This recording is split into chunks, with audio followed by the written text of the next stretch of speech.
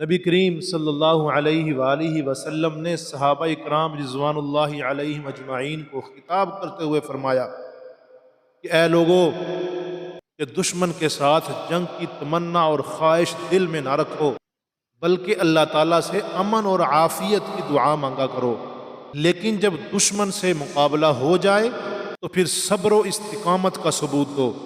یاد رکھو کہ جنت تلواروں کے سائے کے تلے ہے۔ اس کے بعد نبی کریم صلی اللہ علیہ وآلہ وسلم نے یہ دعا پڑھ کے بتائی، اللہم منزل الکتاب سریع الحساب اہزم الاحزاب اللہم اہزمہم وزلزلہم۔